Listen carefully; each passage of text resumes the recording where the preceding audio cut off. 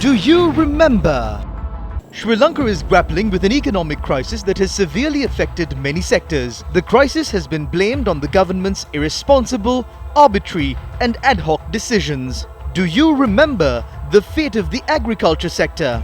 On the 27th of April last year, the Import and Export Control Department banned imports of chemical fertilizer and agrochemicals, which resulted in their cultivations being destroyed. International experts and farmers repeatedly opposed the move, citing that it would have dangerous repercussions. Experts who appeared on Newsfirst's Marvata program also opposed this decision, but the government did not change their stubborn decision. Farmers were severely affected by this move. They took to the streets demanding fertilizer.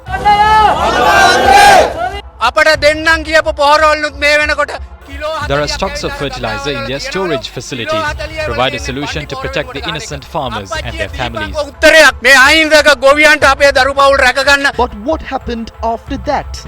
Do you remember?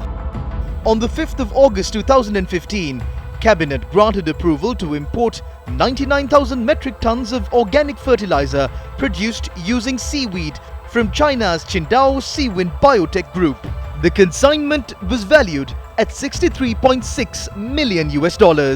August 2021, the National Plant Quarantine Service detects harmful bacteria in Chinese fertilizer samples. September 2021, Hippo Spirit ship carrying 20,000 metric tons of Chinese fertilizer leaves the Qingdao port. Experts warn that importing fertilizer containing harmful bacteria may affect the agriculture sector. October 2021, Agriculture Minister said samples were not brought safely. Calls for another test. October 29, 2021, second test confirms the presence of harmful bacteria. Importing of the consignment of organic fertilizer from China suspended. Do you remember? Sri Lanka's state-run fertilizer companies go to court. Colombo Commercial High Court issues order preventing the People's Bank from paying for the shipment. Ship carrying Chinese fertilizer reaches Sri Lankan waters, travels around the country by changing its name. The ship carrying Chinese organic fertilizer remains in Sri Lankan waters for over 70 days. Do you remember? The Chinese company says it will go for arbitration in Singapore. Sri Lankan farmers stage protests demanding to reject Chinese fertilizer shipment. The Chinese company sends a letter of demand warning of legal action against Sri Lanka's National Plant Quarantine Service. Samples retested in a lab agreed by both parties. Results don't indicate the presence of harmful bacteria. Do you remember? The Hippo Spirit ship leaves for Singapore. Both parties reach a settlement. Court lifts order preventing the payment.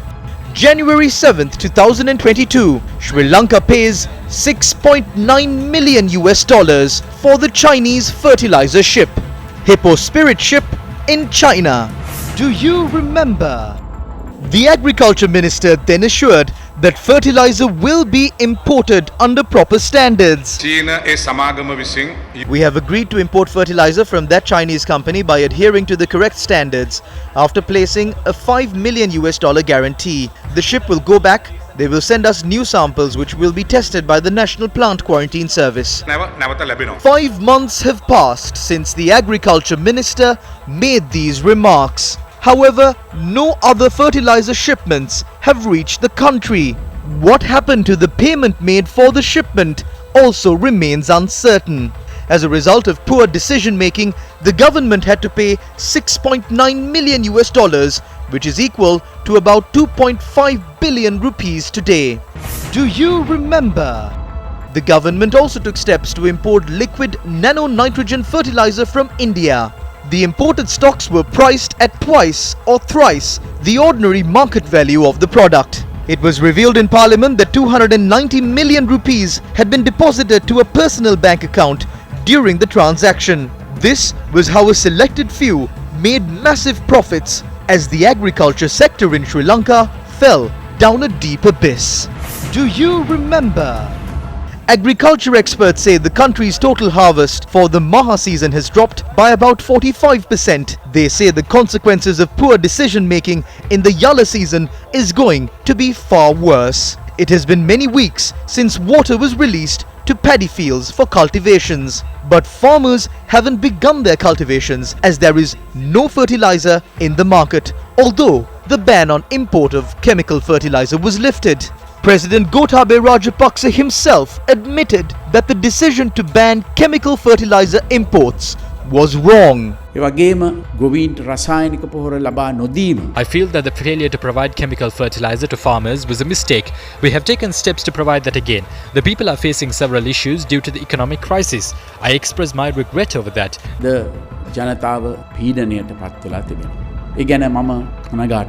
Is admitting a mistake enough? What will be the fate of this country when the harvest drops during the Yalla season? Are authorities trying to use up a few dollars available in the country to import rice? Shouldn't those who made these decisions take responsibility for the repercussions? The Daily Mail reported that President Gotabaya Rajapaksa's announcement that 2 million farmers had to go organic overnight was a disaster. The report recalled that Sri Lanka had one of the strongest performing economies in Asia and that in 2019, the World Bank upgraded its status to that of an upper middle income country. It noted that agronomists from Sri Lanka's Agriculture Economic Association warned the president that he was making a terrible mistake soon after he ordered the organic transition. This begs the question, is admitting this mistake alone enough?